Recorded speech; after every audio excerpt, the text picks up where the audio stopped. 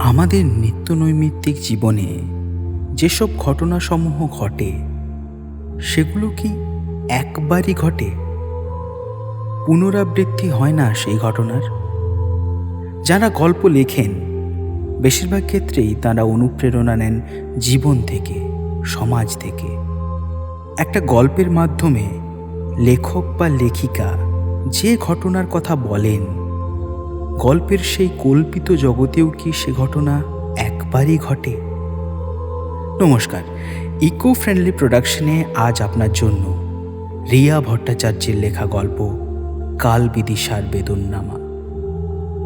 রিয়া ভট্টাচার্যের জন্ম 1992 সালে পশ্চিম মেদিনীপুর জেলার খড়গপুর শহরে। 2015 সালে শ্রীশিক্ষা প্রকাশনীর প্রিজম সংকলনে লেখিকার প্রথম লেখা প্রকাশিত হয়।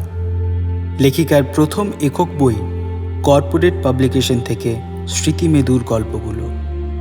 সাম্প্রতিকতম বই অক্ষর সংলাপ প্রকাশনী থেকে প্রকাশিত অরিহন্ত্রী পাঠক মহলে বেশ জনপ্রিয়। এই রকম আরও গল্প শুনতে সাবস্ক্রাইব করুন আমাদের YouTube channel eco friendly production.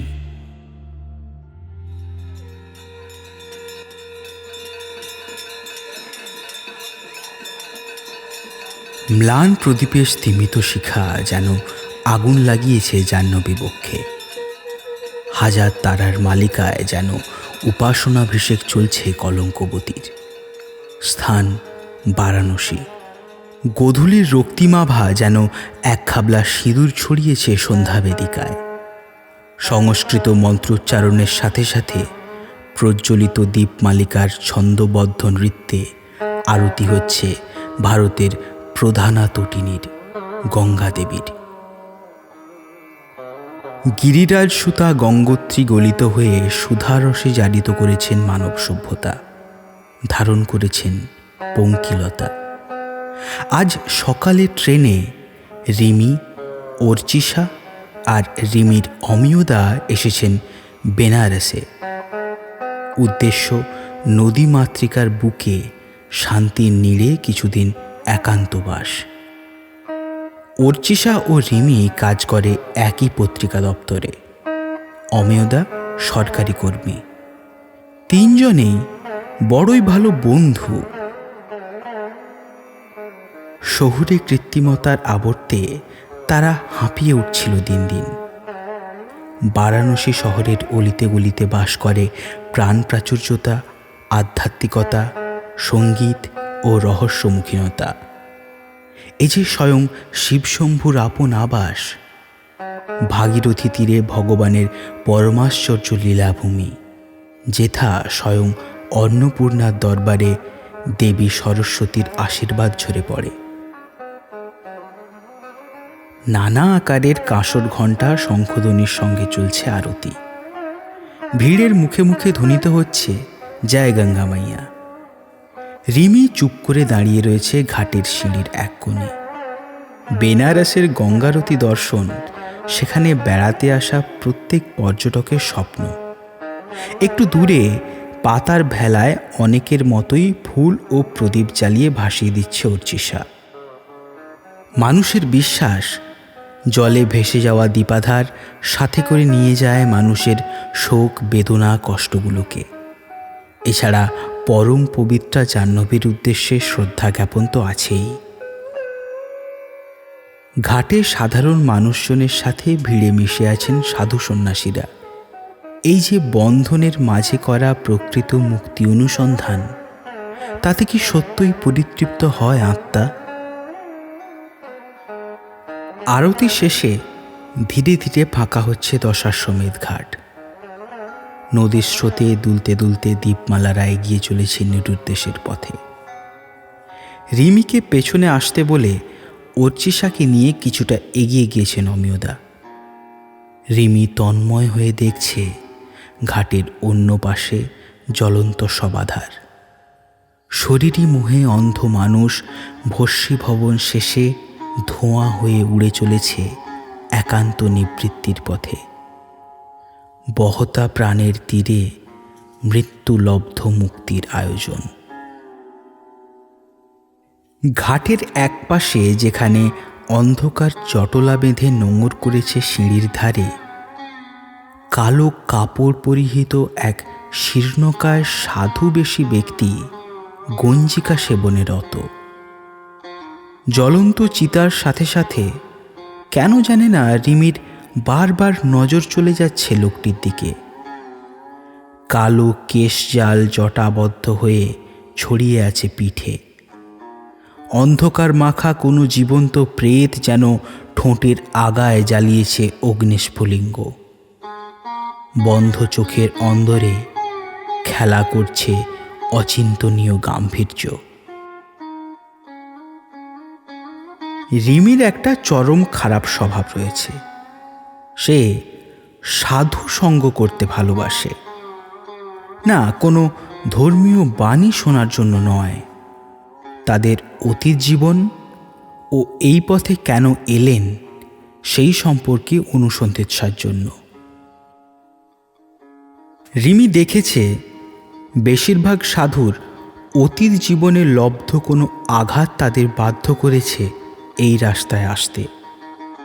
তারা কিন্তু কেউই নিজ ইচ্ছায় নিবৃত্তিকে জীবনপথে বেছে নেননি, বরং সম্পর্কের গাঁটলব্ধ সূক্ষ্মাতিসূক্ষ্ম বেদনার কাঁটা তাদের বাধ্য করেছে ধীরে ধীরে উদাসীনতার অন্ধকার চাদরে নিজেদেরকে আষ্ঠে পৃষ্ঠে জড়িয়ে সমাজ সংসার হতে সম্পূর্ণ বিচ্যুত করে ফেলার জন্য।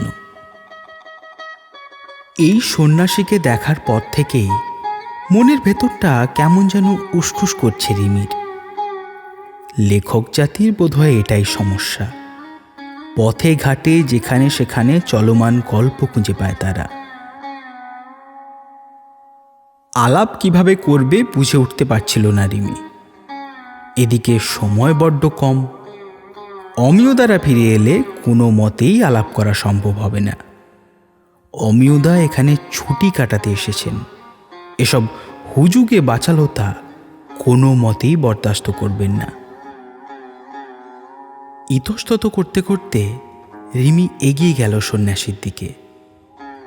এমনিতে ঘোরতর নাস্তিক হিসেবে চরম বদনাম থাকায় ভূত ও ভগবান দুটোতেই তার বিশ্বাস নেই বিন্দুমাত্র। যা আছে তা হল অপরিসীম কৌতূহল, অজানাকে জানার অদম্য ইচ্ছা। মাফ করবেন, যদি আপনার সমস্যা না থাকে আমরা কি কিছুক্ষণ কথা বলতে পারি?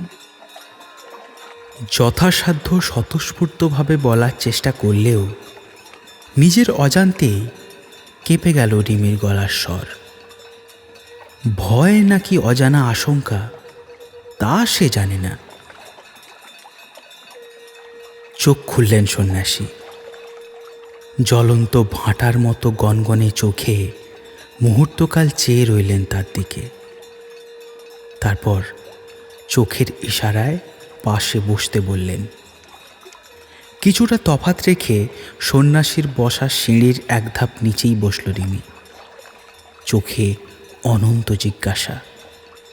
ঝিলিমের সজোরে টান মেরে গলগল করে ধোঁয়া ছেড়ে তারা ভরা আকাশের দিকে চেয়ে সন্ন্যাসী বললেন, অতীত জীবন জেনে কি করবি? না বদলাতে পারবি ভূত, না বদলাতে পারবি ভবিষ্যৎ। তবে কেন? চমকে উঠল রিমি। সে যে এই প্রশ্নটাই তাকে করবে সন্ন্যাসী তা জানলেন কি করে? আমতা আমতা করে রিমি বলল, না, মানে অতীত বদলানো কারো পক্ষে সম্ভব নয়, কিন্তু ভবিষ্যৎ সে তো নিজের হাতে, বদলানো অবশ্যই সম্ভব। হো হো করে হেসে উঠলেন সন্ন্যাসী। হাসতে হাসতে বিষমও খেলেন কয়েকবার। পিঠে ঝোলানো ব্যাকপ্যাক থেকে জলের বোতল বের করে বাড়িয়ে দেবে কিনা ভাবছিল রিমি। ইতিমধ্যে সন্ন্যাসী সামলে নিলেন নিজেকে। তারপর বললেন, এত ভাবিস কেন বলতো তুই? তোর সামনে কেউ মরতে বসলেও যদি ভাবার পিছনে এত সময় নষ্ট করিস, তাহলে তো সে মরেই যাবে। না না, সাধারণ মানুষ হলে তো নির্দ্বিধায় যা কিছু করা যায়। কিন্তু আপনি তো আপনি তো কি, আরে মানুষ তো মানুষই হয় রে পাগলি, তার আবার ভাগ কিসের?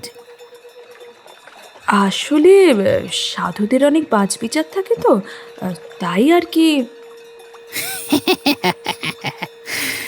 তোকে কে বলল আমি সাধু?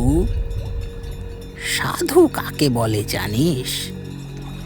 সদ্গুণ দ্বারা ধর্মকে যে ধারণ করে তাকে বলা হয় সাধু। আমি তো পিশাচ রে, বম বলে। কথাটা বলে হাত জোড় করে কপালে ঠেকালেন সন্ন্যাসী।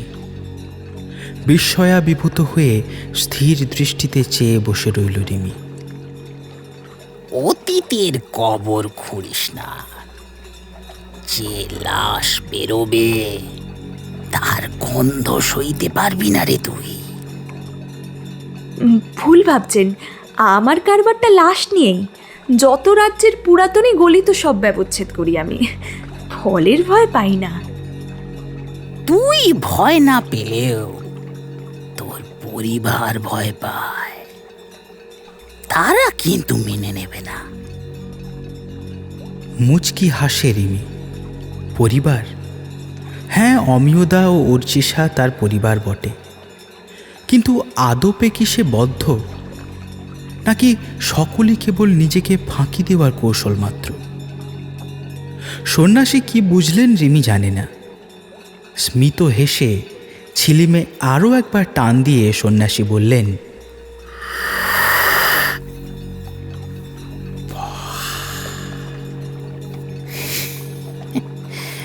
আদপে কেউই প্রকৃত বদ্ধ নয়। সৃষ্টি অর্থাৎ প্রকৃতি বেহতা দরিয়ার মতো, তাকে কেউ বাঁধতে পারে না। স্বেচ্ছায় ধরা দিলে হ্রদ তৈরি হয়, অনিচ্ছায় ধরা দিলে হয় বন্যা, ভেসে যায় সংসার। চুপ করে তাকিয়ে থাকে রিমি। সাধুসঙ্গ করার পূর্ব অভিজ্ঞতায় সে বুঝেছে, যখন তারা নিজের খেয়ালে বলতে শুরু করেন তখন চুপচাপ শুনে যাওয়াই ভালো। বাধা দিতে গেলে হয় তারা ক্ষেপে ওঠেন, নয়তো নিশ্চুপ হয়ে যান। অগত্যা রিমি তাকিয়ে রইল চুপচাপ নিকষ কালো গঙ্গা জলের দিকে। তুই অঘোরী সম্প্রদায়ের নাম শুনেছিস? খুব একটা না, ওই আর কি, ভাষা ভাষা বিভিন্ন খবরের কাগজের আর্টিকেলে যতটুকু লেখা থাকে আর কি। আমি অঘোরী। কথাটা শুনে শিউরে উঠল রিমি। তার মুখের অবস্থা দেখে মুচকি হাসলেন সন্ন্যাসী।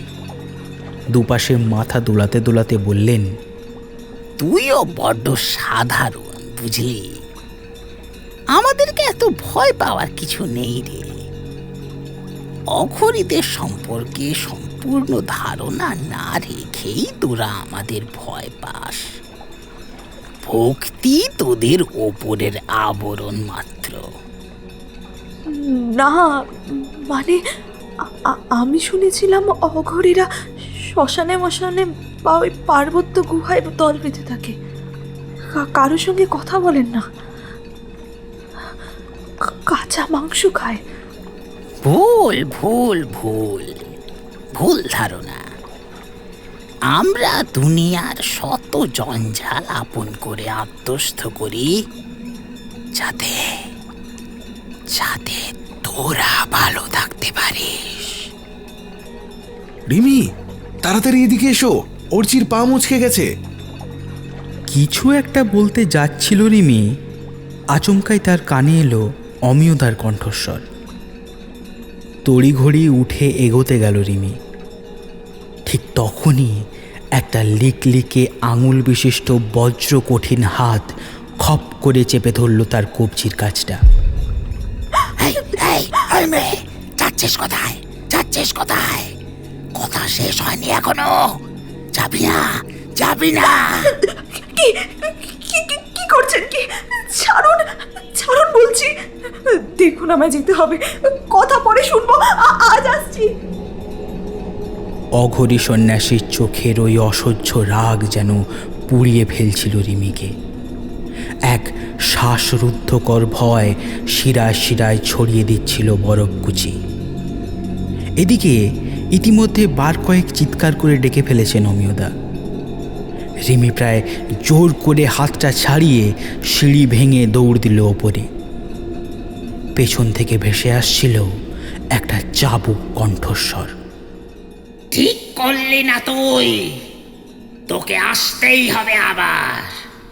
যেতে পারবি না অসমাপ্ত গল্প রেখে। তখন আর সন্ন্যাসীর কথায় কান দেওয়ার মতো সময় বা সুযোগ কোনোটাই ছিল না রিমির। অর্চিষাকে ধরাধরি করে হোটেলের ঘরে এনে শুইয়ে দিয়ে ফ্রেশ হতে স্নানঘরে ঢুকে চমকে উঠল সে। কবজির কাছে কালো হয়ে বসে গেছে আঙুলের দাগ, যেন কোনো দগ্ধ সব মুষ্টিবদ্ধ করেছিল তাকে। চমকে উঠল রিমি। হাত থেকে পড়ে গেল মহার্ঘ হ্যান্ডওয়াশের গোটা বোতল। ল্যাভেন্ডারের নম্র গন্ধের বদলে দগ্ধ সবের গন্ধ পেল রিমি, যা আস্তে আস্তে ছড়িয়ে পড়ছিল তার চারপাশে।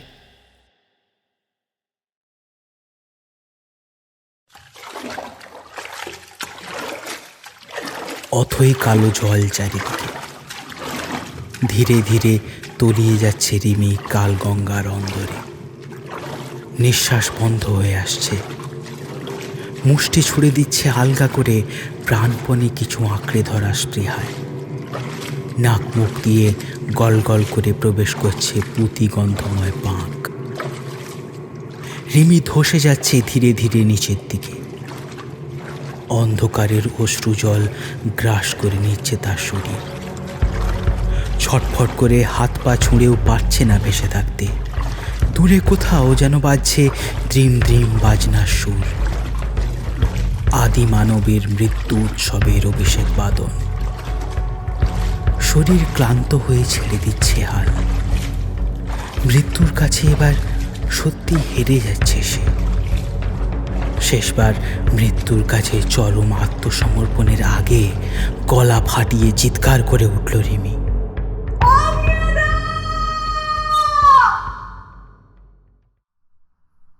একটানা ধাক্কাধাক্কি আর চিৎকারের ফলশ্রুতিতে চোখ মেলে তাকালো রিমি।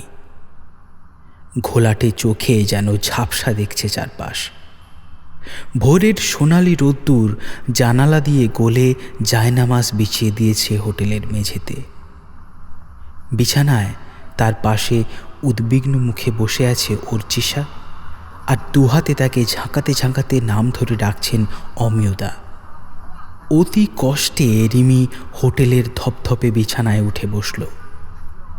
মাথাটা যেন সম্পূর্ণ ফাঁকা ফাঁকা লাগছে তার, যেন কেউ বড় একখানা রোড রোলার চালিয়ে দিয়েছে তার বোধ শক্তির ওপরে। কোথায় আছে সে, কেন আছে, কিচ্ছু বুঝতে পারছে না। শুধু তাকিয়ে আছে ফ্যাল ফ্যাল করে বিছানার মুখোমুখি থাকা আয়নাটার দিকে। এই এক রাতে কি অসম্ভব পরিবর্তন হয়েছে তার চেহারার। মুখের লালিত্য শুকিয়ে পড়েছে কাঠিন্যের ছাপ। চামড়া যেন শুকিয়ে হয়ে গিয়েছে খড়খড়ে। আলুথালু চুলে লেখা হয়েছে তুফানের ধ্বংসনামা। কিচ্ছু মনে করতে পারছে না সে, কিচ্ছু না। শুধু রাতের স্বপ্নটা মনে আছে, সেই ডুবে যাওয়ার অনুভূতি।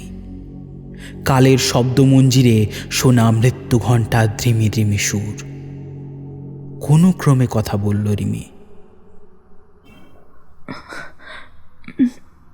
জল। অর্চিষা উঠে টেবিল থেকে জলের বোতলটা এনে দিল। ঢকঢক করে খানিকটা জল খেয়ে ফেলল রিমি।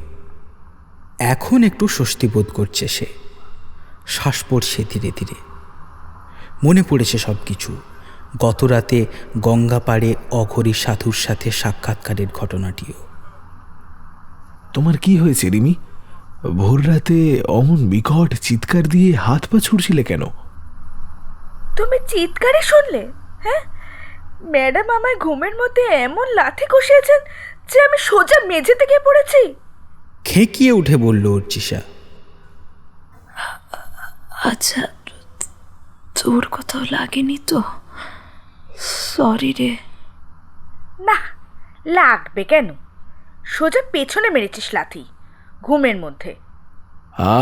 অর্চি, যা হয়ে গেছে হয়ে গেছে। তোমরা এবার স্নান সেরে তাড়াতাড়ি তৈরি হয়ে নাও। আজ বিশ্বনাথ মন্দিরে যাব পুজো দিতে। তোমরা বেরো, আমি 5 মিনিটে তৈরি হয়ে আসছি। অন্যমনস্কভাবে বলে তোয়ালাটা নিয়ে রিমি এগোলো স্নানঘরের দিকে। দাঁড়াও রিমি, তুমি কিন্তু এখনো আমার কথার জবাব দাওনি। কি হয়েছে তোমার? কই কিছু না তো, আসলে একটু ক্লান্ত হয়ে পড়েছিলাম কাল, তাই হয়তো। ও তুমি চিন্তা করো না। মনে মনে ভাবল অঘরী তান্ত্রিকের ব্যাপারটা অমিয়দাকে কিছুতেই জানানো যাবে না, প্রচণ্ড রাগ করবেন তিনি। রিমি শাওয়ারের জলে ধুয়ে ফেলছিল গত রাতের স্বপ্নের ক্লেদ। সারা শরীরে বড্ড ব্যথা, যেন স্নায়ুতন্ত্র অবশ করা ক্লান্তি ঘিরে দাঁড়িয়েছে তাকে। থেকে থেকে চোখে ভেসে উঠছে সন্ন্যাসীর সেই জ্বলন্ত চক্ষুদয়। অজানা অমঙ্গল সঙ্গী হয়ে উঠছে ভাবনারা। অনিচ্ছা সত্ত্বেও কোনো ক্রমে তৈরি হয়ে বেরিয়ে পড়ল সে অমিয়দা ও অর্চিষার সঙ্গে।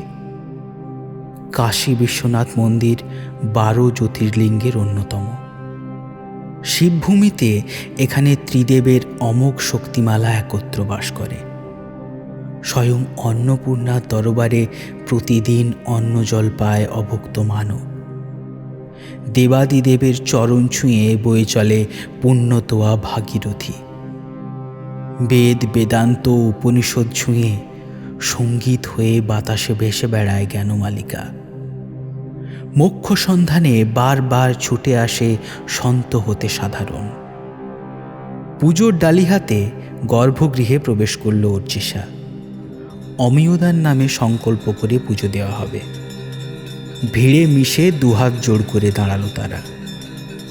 মুহুর্মুহু ধ্বনিত হতে লাগলো ওম নমঃ শিবায় মুক্তিমন্ত্র। ধুনো ধূপের গন্ধে তৈরি হয়েছে এক অলৌকিক পরিবেশ। কাঁসর ঘণ্টা সহযোগে চামর ব্যঞ্জনা দ্বারা করা হচ্ছে শম্ভুনাথের আরতি। কেন জানে না, নিজেকে বড্ড অস্থির লাগছে রিমির। ছুটে পালিয়ে যেতে ইচ্ছে করছে মন্দির ছেড়ে। পবিত্র ধূনিগন্ধ ছাপিয়ে উত্তল হয়ে উঠেছে পচা শবের গন্ধ। পুজো শেষে রিমি আনমনা হয়ে বেরিয়ে আসছিল। পাশে গল্প করতে করতে হাঁটছিলেন অমিয়দা ও অর্চিষা। আচমকা পথ রোধ করে দাঁড়ালেন এক বিভূতিভূষিত নাগা সন্ন্যাসী। অমিয়দাকে প্রায় ধমকের সুরে সেই সন্ন্যাসী বললেন, চলে যায় শহর ছেড়ে, যদি এই মেয়েটিকে বাঁচাতে চাস। অবাক চোখে রিমি দেখে সন্ন্যাসী রক্তচক্ষে চেয়ে আছেন তারই দিকে। আচমকাই থরথর করে কেঁপে উঠল রিমির সারা শরীর। কি বলছেন আপনি বাবাজি? রিমির কি হয়েছে? নজরে পড়েছে পিশাচদের। আজ অমাবস্যা, আজ রাতেই হয়তো শেষ রাত হবে ওর। পালা নিজের পরিবারকে। বাবাজি, আপনি কি বলছেন আমি কিছুই বুঝতে পারছি না। দয়া করে খুলে বলুন। আমরা তো বেড়াতে এসেছি এখানে। রিমির কি বিপদ হতে পারে? মরিয়া হয়ে সাধু বাবার দুহাত চেপে প্রশ্ন করলেন অমিয়দা। ক্ষণকাল মৌন রইলেন সাধু বাবা। ঝোলা থেকে কিছুটা ভস্য বের করে লেপে দিলেন রিমির প্রশস্ত কপালে। তারপর স্থির হয়ে বললেন, অমাবস্যা নিশীতে জাগ্রত হয় সাধকের কুলকুণ্ডলিনী। পিশাচ সিদ্ধ অঘরী তান্ত্রিক মতে এই রাত সাধনার ফল লাভের রাত। সর্বসুলক্ষণা মৃত নারী শরীরে সঙ্গম করে বামাচার পালন করে তারা। তারপর ছিঁড়ে খায় সেই অর্ধদগ্ধ শরীরের মাংস। এতে লাভ হয় কাঙ্ক্ষিত ঐশী মায়া, যা একজন অঘরী তান্ত্রিকের মনোবাসনা। কিন্তু বাবাজি, আমাদের কোনো অঘরী তান্ত্রিকের সঙ্গে দেখা হয়নি। তোর দেখা হয়নি, কিন্তু তোর বোনের হয়েছে। আমি ওর শরীরে দেখতে পাচ্ছি তার হাতে স্পর্শ। মৃত শবের গন্ধ লেগে আছে তোর বোনের শরীরে। ভয়ে হাত পা কাঁপছে রিমির। গতকালের স্বপ্নটা আবার ভেসে উঠছে ওর চোখের সামনে। তোর শরীর এখন পিশাচের আজ্ঞাবহ, তার গন্ধ পাচ্ছি আমি। গতকাল রাতে তোর একটি ভুল তোকে বলি প্রদত্তা করেছে সাধনার দরবারে। এক অঘরীকে কুপিত করেছিস তুই। মুখ খুলল উর্চিষা।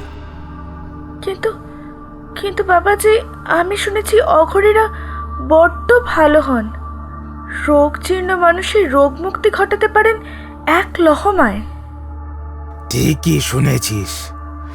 অঘরীরা অসুস্থ মানুষের রোগ মন্ত্রের দ্বারা প্রবেশ করায় মৃত শবের অন্দরে। তারপর পুড়িয়ে ফেলে সেই শবদেহ, ফলে রোগ মুক্তি ঘটে মানুষের। তাহলে এত উপকারী সাধু সম্প্রদায় ক্ষতি কেন করবেন? ভৈরবের রোষ দেখেছিস? এক লহমায় ছারখার করে দেয় ধরিত্রী। অঘরীরা সেই ভূতনাথের ভৈরবী সেনা। তাদের কুপিত করার ফলশ্রুতি পিশাচকে কুপিত করা। এরা মানুষের মল মূত্র হতে আবর্জনা সবই আত্মস্থ করতে পারে, কিন্তু নিজ কোপ প্রশমিত করতে পারে না। ভালো চাইলে পালিয়ে যা, নয়তো বাঁচাতে পারবি না এ মেয়েকে। পালিয়ে যা, পালিয়ে যা, পালিয়ে যা, পালিয়ে যা। কথাটি বলেই সাধু বাবা দ্রুত বেগে চলে গেলেন মন্দিরের অন্দরে। চিন্তিত মুখে দাঁড়িয়ে রইলেন অমিয়দা। রিমিকে জড়িয়ে ধরে ভয়ে চোখ বন্ধ করে দাঁড়িয়ে রইল অর্চিষা। রিমি, ঠিক করনি এটা। কতবার বলেছি আমায় না জানিয়ে কোনো কাজ করবে না। অঘরী তান্ত্রিকের সঙ্গে দেখা করেছো তুমি, কেন? উত্তর দিতে পারে না রিমি। সারা শরীর কাঁপতে থাকে থরথর করে। ঈশান কোণে মেঘ জমেছে, ঝড় আসার পূর্বাভাস। বাতাসে প্রবল হয়ে উঠেছে দম বন্ধকারী দগ্ধ শবের গন্ধ। যেন এক অন্তহীন কহরে তলিয়ে যাচ্ছে রিমি। চারিদিকে গাঢ় হয়ে আসছে অন্ধকার। জ্ঞান হারিয়ে অর্চিষার ওপর ঢলে পড়ল রিমি। এ অন্যায় বৈশ্যানোর, ঘোরতর অন্যায়। অঘোরকে অমান্য করেছ তুমি ও তোমার সমতীর্থরা। তোমরা ভুলে গিয়েছ অঘোর পন্থার সার সত্য কি, যা তোমায় সকল ঘোর তথা মোহমায়া থেকে মুক্ত করে, তাই হলো অঘোর। তোমরা কি করছো? সর্বসুলক্ষণা নারীকে বলি দিয়ে চাইছো অসীম ক্ষমতা। এ অঘোর পন্থার অপমান বৈশ্যানোর। এ পথ থেকে সরে এসো, নয়তো কোনো শক্তি তোমাকে রক্ষা করতে পারবে না। থরথর করে কাঁপছিলেন বৃদ্ধ জটা জুটোধারী মানুষটা। শরীরে তার সুতোর লেশমাত্র নেই। শ্মশান ভস্যে ঢাকা খর্বকায় শরীরটা যেন ছিলা ভাঙা ধনুকের মতো টান টান হয়ে উঠছিল ক্রমে। নির্মেদ শরীরের অজস্র বলিরেখায় খেলা করছিল চিতার আগুন। অগ্নিকুণ্ডের মতো জ্বলন্ত দুই চোখ পেয়ে উপচে পড়ছিল অজস্র ঘৃণা। হো হো করে হাসছিলেন সাধক। তার হাসিতে কেঁপে কেঁপে উঠছিল রাতের শ্মশান। একটু আগেই এক যুবতী কন্যার পার্থিব শরীর আলিঙ্গন করেছে অগ্নিচিতাকে। শোনা যাচ্ছে শরীরে গাঁট ফাটার শব্দ। ক্ষমতা ক্ষমতা ক্ষমতা, ক্ষমতাই তো সব সাধনার একমাত্র লক্ষ্য গুরুদেব। শুধুমাত্র নিজের জীবনের সুন্দর দিনগুলি ভস্য করবার জন্য তো কেউ সাধন পথে আসে না, আসে ক্ষমতার মোহে। আমিও তাই। আজ যখন আমার স্বপ্ন পূরণের পথে আর 3টি মাত্র বলি দিলেই সকল মনস্কামনা সিদ্ধ হবে, তখন কেন আমায় বাধা দিচ্ছেন গুরুদেব? শিষ্যের সাফল্য কি গুরুর মনোবাসনা নয়? মূর্খ, তুমি জানো না তুমি কি করছো, আর এর ফলই বা কি? তন্ত্র ছেলে খেলা নয় বৈশ্যানর। অঘোর তন্ত্র স্বয়ং দেবাদিদেবের শক্তি। তাকে তুমি ভুল পথে চালনা করতে চাইছো। ক্ষমতার মোহ তোমায় অন্ধ করেছে বৈশ্যানর। তুমি ভুলে গিয়েছো পরমা প্রকৃতি রুষ্ট হলে স্বয়ং অঘোরনাথ ক্ষমা করেন না। তুমি তার অংশের বলি দিচ্ছ বৈশ্যানর। তোমার মোহ তোমায় ধ্বংস করছে ধীরে ধীরে। আমি যে পথে চলেছি সেখান থেকে আর ফেরার পথ নেই গুরুদেব, ক্ষমা করবেন। তবে সাধনার পথে আমি কোনো বাধা মান্য করব না। জীবনের 20টা বছর আমি অতিক্রান্ত করেছি এই সাধনায়, বিসর্জন দিয়েছি আমার সকল পার্থিব ইচ্ছে আকাঙ্ক্ষা। সিদ্ধি লাভের দোরগোড়ায় এসে পিছিয়ে যাব? আমি তবে কেমন অঘরী? তুমি অঘরী নও বৈশ্যানর। এ কোনো মতেই অঘোর পন্থা নয়। এ সাধনা বড় নিম্ন স্তরের, আত্মসুখের উদ্দেশ্যে। অঘোর তন্ত্রের সঙ্গে একে গুলিয়ে ফেলো না।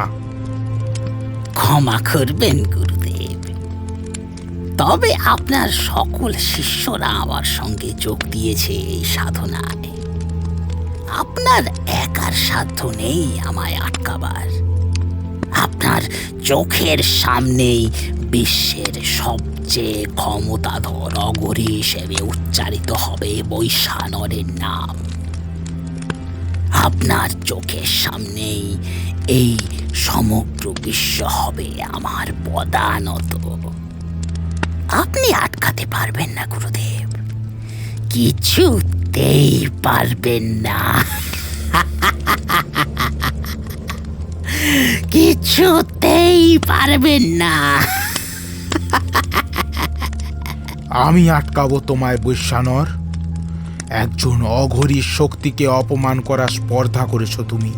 প্রকৃতির বিরুদ্ধে যাওয়ার সাহস করেছো, অপমান করেছো অঘোর তন্ত্রকে। শাস্তি তোমায় পেতেই হবে। বৃদ্ধের শীতল কণ্ঠস্বর যেন চাবুকের মতো আছড়ে পড়ে সাধকের পিঠে। বিড়বিড় করে মন্ত্র পড়েন বৃদ্ধ। আকাশের সেলুলয়েডে ভীষণ কালো মেঘ যেন থরথর করে কাঁপে। এক মুহূর্তের জন্য যেন থেমে যায় বাতাস। শ্বাস নিতে কষ্ট হয় সাধকের। মুখ হাঁ করে এক ঝলক বাতাসের জন্য যেন আকুল হয়ে ওঠেন তিনি। ধীর লয়ে সুর করে পড়া মন্ত্রের সঙ্গে অল্প অল্প দোলেন বৃদ্ধ। এক মুহূর্তের জন্য সাধকের মনে হয় তার চোখের সামনে যেন পাতলা পর্দার মতো দুলে উঠছে অন্ধকার। বাজের শব্দে তালা লাগছে কানে। বিদ্যুৎ চমকের আলোয় ঝলসে উঠছে চারপাশ। নিভে আসা চিতার মধ্যে থেকে উঁকি দিচ্ছে যুবতী কন্যার আধপোড়া হাড়। না, তিনি হারতে পারেন না। সাধনার সিদ্ধিলগ্নে এসে দুর্বল হয়ে পড়তে পারেন না তিনি। এত বছরের সাধনা তবে ব্যর্থ হবে তার? তিনি বৈশানর, স্বয়ং অগ্নিদূত। এক বৃদ্ধ অঘরীর কাছে হেরে যাবেন তিনি? হলেনি বা তিনি তার গুরুদেব, কিন্তু তার সাধন পথে বাধা হয়ে দাঁড়ানো প্রতিটি শক্তিকে ভস্ম করে দেবেন তিনি। কোনো দুর্বলতার শক্তি নেই তাকে গ্রাস করবার। নিজের মনোসংযোগ একত্রিত করে চোখ বন্ধ করেন সাধক। চেষ্টা করেন শারীরিক নিপীড়ন অগ্রাহ্য করার। প্রবল ধ্বংসেচ্ছা যেন মহাকালের ন্যায় নৃত্য করে তার পাঁজরে। নিজের সব শক্তি একত্রিত করে নিজের গরুর উদ্দেশ্যেই মৃত্যুবাণ নিক্ষেপ করেন তিনি। আলো আঁধারি পরিবেশে তার মুখমণ্ডলের কুটিল ছায়া স্তব্ধ করে দেয় বৃদ্ধকে। নিজের শিষ্যের এমন আচরণে স্তম্ভিত বোধ করেন তিনি। তিনি জানেন এই শক্তিকে কোনো মতেই ফেরানো সম্ভব নয়। একজন অঘরীর মৃত্যু হবে আজ, আরেকজন স্বঘোষিত অঘরীর হাতে। অঘরতন্ত্রকে যারা ক্ষমতার উদ্দেশ্যে, লোভের উদ্দেশ্যে ব্যবহার করেন, তাদের কাছে হেরে যাবে প্রকৃত তন্ত্র। তিনি বৃদ্ধ হয়েছেন। শক্তি ক্রমে সমাপ্ত হয়ে আসছে তার কালের নিয়মে। বৈশানরকে আটকাবার সাধ্য তার নেই। নিজের মৃত্যুকে শিওরে দেখে দীর্ঘশ্বাস ফেলেন বৃদ্ধ।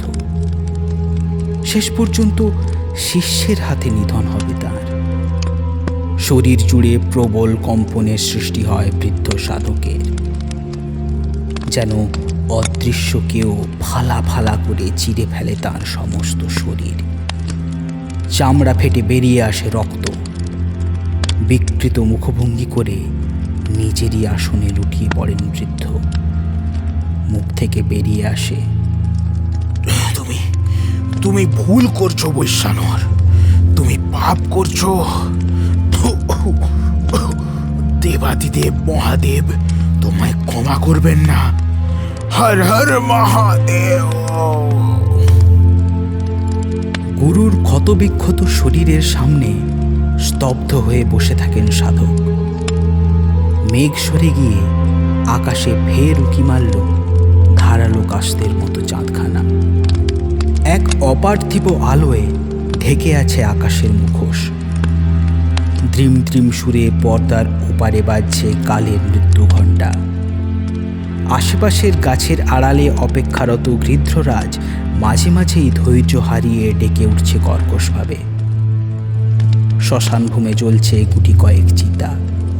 কুণ্ডলি পাকিয়ে ধূম্ররাজি উড়ে যাচ্ছে স্বর্গাভিমুখে।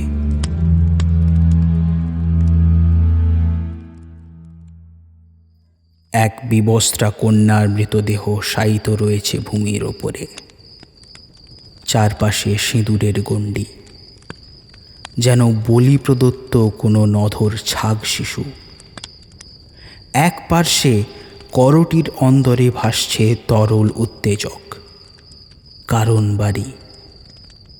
মৃতদেহ ঘিরে ছন্দবদ্ধ সুরে মন্ত্রপাঠ সহযোগে নৃত্য করে চলেছেন একদল নানা আকৃতির মানুষ।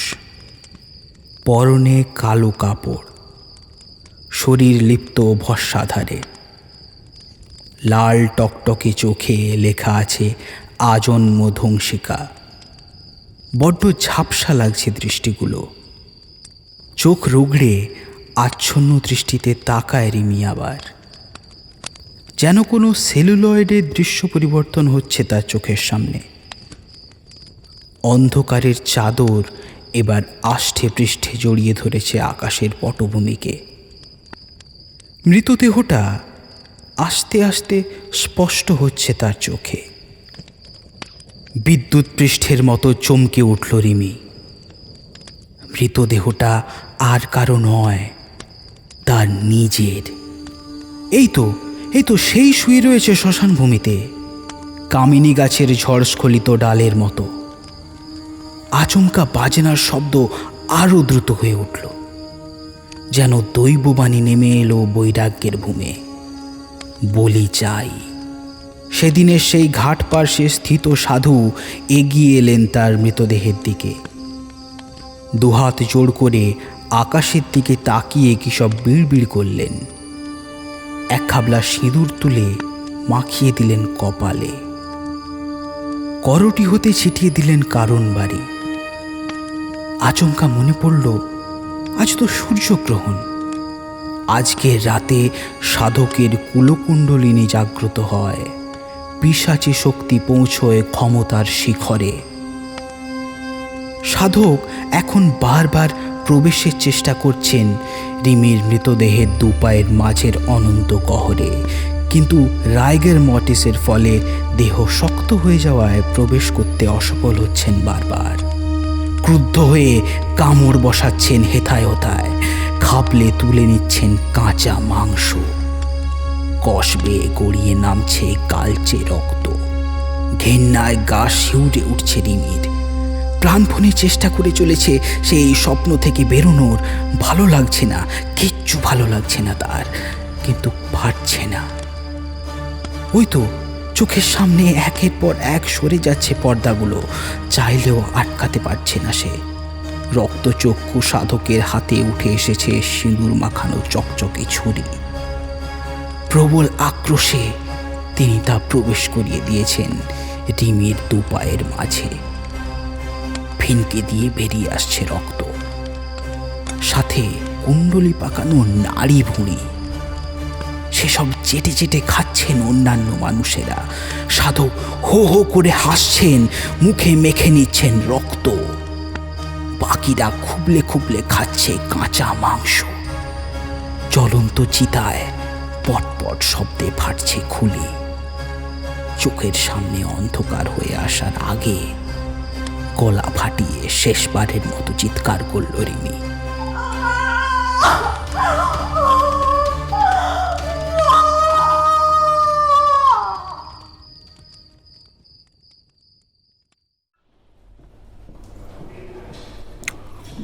দেখুন, আপনারা আজ বডি নিয়ে যেতে পারেন।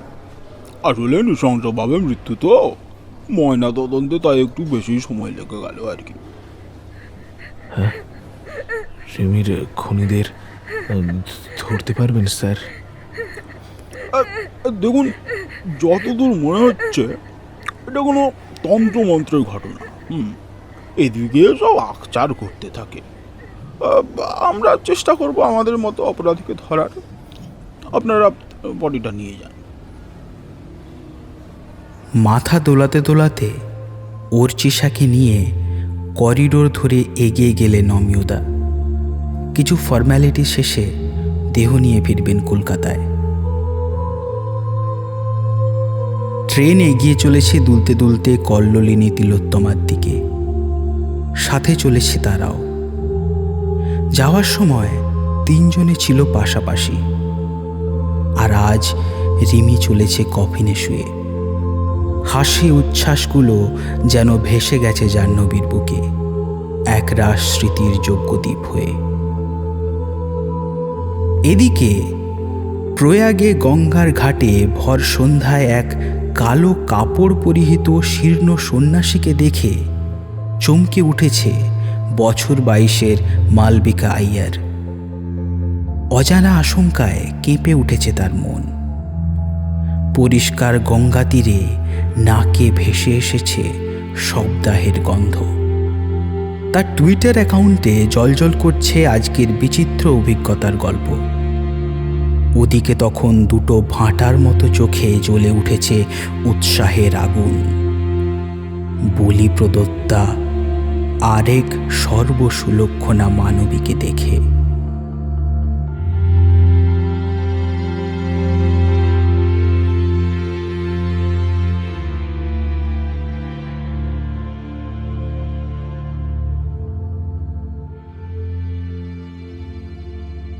আপনারা শুনলেন রিয়া ভট্টাচার্যের লেখা গল্প কালবিদিশার বেদননামা। গল্প পাঠে আমি সায়ন। অন্যান্য চরিত্রে সোমদত্তা, কুন্তল, নবনীতা, সাবর্ণ ও সায়ন।